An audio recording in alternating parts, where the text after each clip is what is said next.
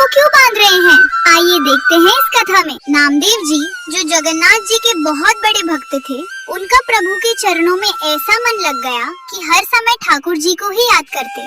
बचपन में जब बालक गलियों में खेलते, तब नामदेव जी मंदिर की चौखट पर खड़े होकर बस यही निहारते कि कब मैं अपने प्राण प्रिय ठाकुर जी की सेवा कर पाऊंगा। इनके नाना जी जो थे, वो ठाकुर जी की बड़ी लाड़ चाव से सेवा करते थे। अब लाला नामदेव जो अभी नन्हे से बालक थे, नाना जी को देख देख कर अंदर ही अंदर सोचते कि अरे ये सुख मुझे कब मिलेगा, कब मैं अपने प्राण प्रिय ठाकुर जी की सेवा कर पाऊंगा। एक दिन रहा नहीं गया, बालक नामदेव अपने नाना जी से बोले, नाना मुझे भी सेवा लीजिए ना। नाना जी बोले, अरे लाला तू तो अभी बहुत छोटा है, थोड़ा बड़ा तो हो जा। नामदेव जी थोड़े बड़े हुए तो फिर वही जिद पकड़ ली, बोले अब तो मैं बड़ा हो गया हूँ, अब तो मुझे सेवा करने दीजिए। नाना जी बोले, देखो अभी तो मैं हूँ, जब मैं कभी कहीं दूर जाऊंगा तब तुम सेवा कर लेना। अब तो नामदेव जी रोज सुबह उठकर नाना जी की राह तके। पूछे, नाना आप कब जाओगे, आपको कोई काम नहीं है क्या? अरे आप कहीं दूर तीर्थ क्यों नहीं चले जाते, थोड़े दिन बाहर घुमाओ।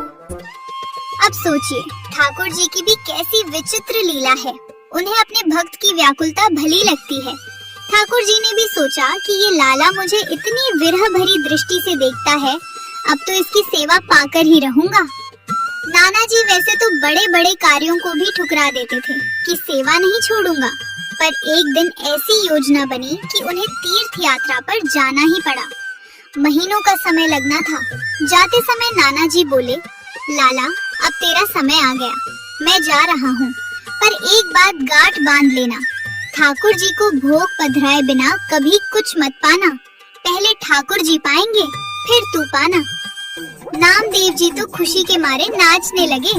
बोले, अरे नाना आप चिंता ही ना करो, मैं ठाकुर जी को ऐसे सजाऊंगा, ऐसे भोग पधराऊंगा कि वो राजी हो जाएंगे। मैं और मेरे ठाकुर अब हम दोनों खूब आनंद करेंगे। नाना जी चले गए। नामदेव जी ने सुबह स्नान किया, ठाकुर जी को बड़े लाड से नहलाया, केसरिया चंदन लगाया और फिर थाली सजा कर लाए। नाना जी ने सिखाया था कि बिना भोग लगाए पाना नहीं है। नामदेव जी ने थाली सामने रखी और हाथ जोड़कर बैठ गए। थोड़ी देर हुई, ठाकुर जी तो पाषाण की मूरत बने चुपचाप खड़े हैं। नामदेव जी बोले, अरे आप पा क्यों नहीं रहे, क्या भोग में कुछ कमी रह गई है? प्रभु कृपा करके पा लीजिए, देखो अगर आप नहीं पाओगे तो मैं भी नहीं पाऊंगा। एक दिन बीत गया, नामदेव जी ने अन्न का दाना नहीं पाया। दूसरा दिन आया, बालक की आंखें पथरा गईं, भूख से शरीर टूटने लगा। पर निष्ठा देखिए, जब मेरा ठाकुर भूखा है तो मैं कैसे पालूं? तीसरे दिन जब ठाकुर जी ने फिर भी भोग नहीं पाया तो नामदेव जी का धैर्य जवाब दे गया। वो बोले, लगता है आपको नाना जी की आदत लग गई है, उन्हीं के हाथ का पाते हो, उन्हीं के हाथ से राजी रहते हो। मैं बालक हूँ तो क्या हुआ, प्रेम तो मेरा भी सच्चा है। मैं इतने भाव से सेवा कर रहा हूँ, फिर मेरे हाथ से क्यों नहीं पा रहे? आज भी अगर आपने नहीं पाया तो मुझे ऐसा लग रहा है कि मेरी भक्ति शून्य है। आप नहीं पा रहे तो मैं अपने प्राण त्याग दूं। इतना कहकर नामदेव जी ने आव देखा न ताव, पास पड़ी छुरी उठा ली और अपने गले पर रख ली। बोले, लो अगर आप नहीं पाओगे तो मैं अभी अपने प्राण त्याग दूंगा। अब तो भगवान से रहा ना गया। जैसे ही छुरी गले को छूने वाली थी, साक्षात ठाकुर जी प्रकट हो गए। नामदेव जी का हाथ थाम लिया और थोड़े गुस्से में बोले, अरे नामा ये क्या अनर्थ कर रहा है? तू तो छुरी दिखाकर मुझे धमकी देने लगा। तू क्या सोचता है मैं ऐसे ही प्रकट हो जाता हूँ?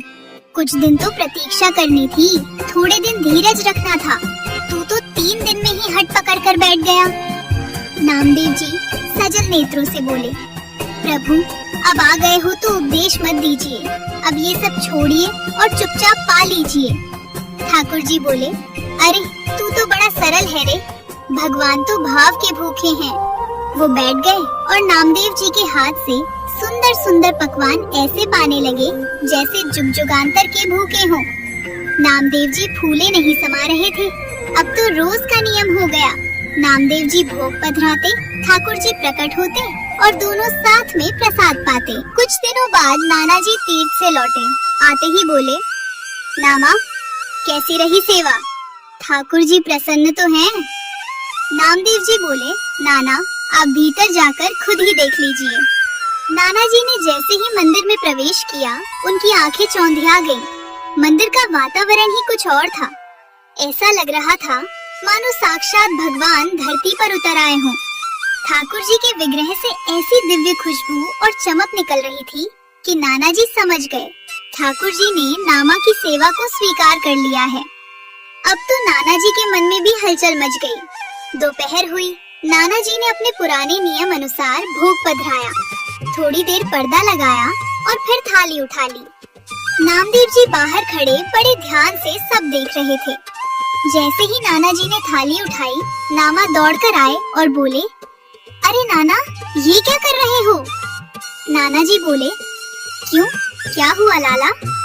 नामदेव जी बोले, अरे ठाकुर जी ने तो अभी पाया ही नहीं और आपने थाली उठा ली।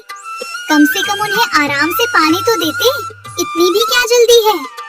नाना जी चकित होकर बोले, बेटा, भगवान तो भाव से पा लेते हैं, सामग्री तो वैसी की वैसी ही रहती है, यही तो नियम है। नामदेव जी बोले, नहीं नाना, मेरे साथ ऐसा नहीं होता। मैं जब भोग पधराता हूँ तो ठाकुर जी थाली की जितनी सामग्री है सब साक्षात पाते हैं, एक दाना भी नहीं बचता। नाना जी को अपनी कानों पर विश्वास नहीं हुआ। बोले, अच्छा ऐसी बात है, तो फिर आज तू भोग लगा, मैं भी तो देखूं कि ठाकुर जी कैसे पाते हैं। नामदेव जी ने थाली रखी और बड़े अधिकार से पुकारा, आ जाओ प्रभु, जैसे रोज आते हो, जल्दी आओ, आज नाना देख रहे हैं, देर मत करो, उन्हें भरोसा नहीं हो रहा। पर ये क्या, ठाकुर जी नहीं आए। मंदिर में सन्नाटा रहा। नामदेव जी ने दूसरी बार पुकारा, तीसरी बार पुकारा, पर आज तो प्रभु जैसे पत्थर हो गए थे। नामदेव जी समझ गए कि आज प्रभु फिर परीक्षा ले रहे हैं। नाना जी के सामने उनकी लाज दांव पर लगी थी। नामा की आंखों में आंसू आ गए। वो बोले, अच्छा, तो आज सबके सामने मेरा अपमान करना चाहते हो? वो फिर से वही छुरी ले आए और अपने गले पर रख ली। बोले, अगर आप नहीं आए तो समझूंगा कि आपका प्रेम झूठा था। जैसे ही नामदेव जी व्याकुल हुए और छुरी चलने ही वाली थी, तुरंत ठाकुर जी का साक्षात हाथ प्रकट हुआ। प्रभु ने नामा की कलाई पकड़ ली। नाना जी तो बस देखते ही रह गए। ठाकुर जी थोड़े गुस्से में बोले, नामा, तूने बड़ा बढ़िया तरीका सीख लिया है, बार बार ये छुरी गले पर धरकर मुझे डराता है, मुझे धमकी देता है। अरे पगले, मुझे कितना कुछ छोड़कर तेरे पास दौड़ना पड़ता है, तू समझता ही नहीं है। पूरे ब्रह्मांड का बोझ मेरे सिर पर है, कहां कहां से पुकार आती है, सब कुछ देखना होता है, पर तू तो अपनी जिद लेकर बैठ जाता है। नामदेव जी बोले, अरे अब मुझे क्यों सुना रहे हो, मैं तो आपकी सेवा करना चाहता हूँ। अगर आप नाना जी को दर्शन नहीं दोगे तो वो सोचेंगे मैं झूठ बोल रहा हूँ। जल्दी से नाना जी को भी दर्शन दीजिए। नाना जी ये सब देखकर सुध बुध खो बैठे। उनकी आंखों से आंसू बहने लगे। जिस ठाकुर की सेवा में पूरा जीवन बिता दिया, उन्हें आज साक्षात बोलते और नामा से लड़ते देख नाना जी खुशी से भर गए। नामा ने अपनी जिद और सादगी से साक्षात प्रभु को प्रकट कर लिया था। नाना जी नामदेव जी को गले लगाकर बोले, धन्य हो नामा, जो काम मैं बरसों में नहीं कर पाया, तूने तो 3 दिन की सेवा में ही ठाकुर जी को अपना बना लिया। आज से तू ही मेरा गुरु है। इसके बाद मासूम नामदेव को लगा कि ठाकुर जी प्रकट तो हो गए हैं, पर कहीं फिर से गायब न हो जाएं। उन्होंने हंसी मजाक में ठाकुर जी को थोड़ी देर के लिए खम्बे से बांध दिया। अब सोचिए, ठाकुर जी तो आज भी प्रकट होने को तैयार बैठे हैं। कमी उनके आने में नहीं, हमारे पुकारने में है। अगर भक्ति में नामा जैसी हट और भोलापन हो तो ठाकुर जी को वैकुंठ छोड़कर भक्त के पास दौड़। हाय फ्रेंड, मेरे चैनल को सब्सक्राइब एंड शेयर कर लीजिएगा। ऐसे अच्छे अच्छे वीडियो पाने के लिए मेरे साथ में रहिए। Thank you.